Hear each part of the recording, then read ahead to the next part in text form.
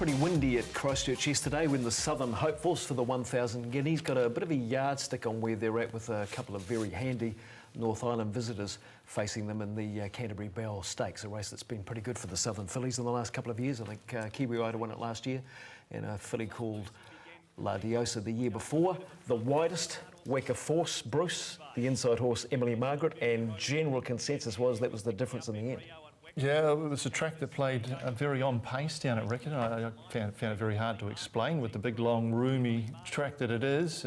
But it was Emily Margaret. I like her adaptability. She's in the daffodil colours, the white with the green sleeves and yellow cap. Weka Force outside of it. The Cambridge filly, they went head-to-head throughout. There were times when you thought Weka Force had the wood on the grey filly, but she's fought really hard.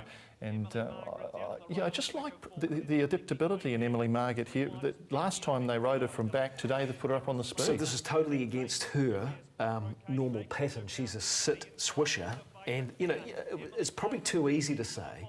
And this is, as I say, was the general consensus yesterday, that Weka Force she missed the kick slightly, had to dig across the field and get to the outside of Emily Margaret.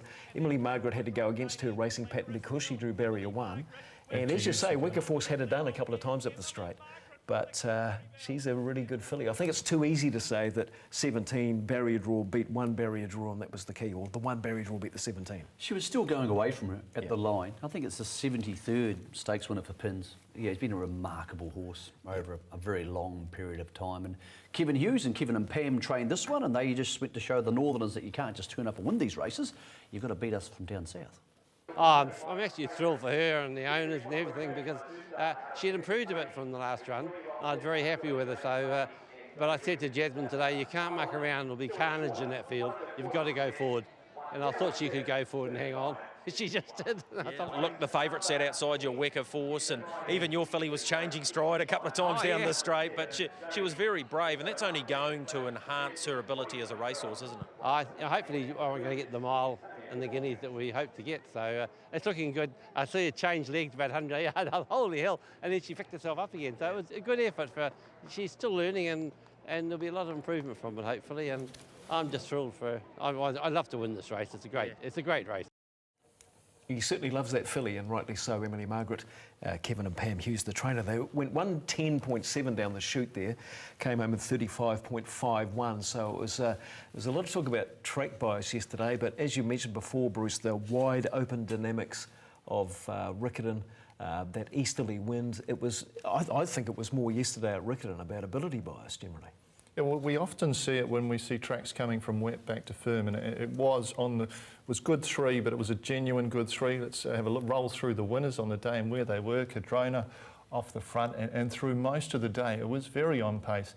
Miss Scandinavia, one of the few horses to come from off the speed, and she's following the leader there.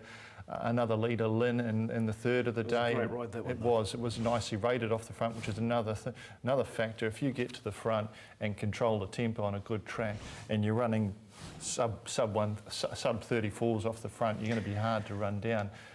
Miss Diorella there on speed, another one, Billy Boyd, and this horse actually did. This was probably the clue race if you hadn't picked up already, because he did a lot of work to find the front. This was more tempo. Blue Lagoon got away with Murder in front. But as we roll on, Signify up on speed outside the leader. It did very much look like on pace to me. Isn't that always going to be the case, though? In spring, once the tracks get better and good horses get fit and against the rail, aren't they going to be hard to catch anywhere in the world? Yeah, see, later in the day, there's a couple coming from off the speed there.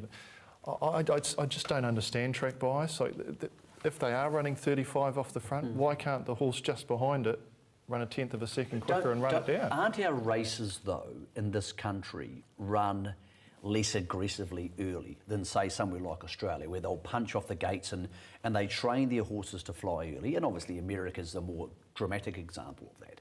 And therefore we lend ourselves to horses who are on the speed, dominating on good tracks. Isn't that just how it's going to be? Because we don't punch out of the gates as hard as they do overseas? Well, I think we punch out of the gates quick enough, but then often we see them really pulling up and going slow, especially around Ellerslie. Well, yesterday, when Big Mike went out of the straight at Hawke's Bay, at least there was some tempo. Most 2,000 metre races I watch in New Zealand, they jump out of the gates and just dawdle. Yeah. And then they come home in 35.5 seconds or 34.5 seconds, and people complain that it was the inside of the track. I think also punters need to be smart. If you genuinely think there's going to be track bias, bet accordingly. Now that's not much fun for the connections of the horses. Tim Mills is the man in charge of Riccarton, and here's what he had to say about their track yesterday. Yeah, well, it seems to have favoured the front runners a little bit today, which possibly surprised us a bit, given the last few meetings we've had. They've come from everywhere.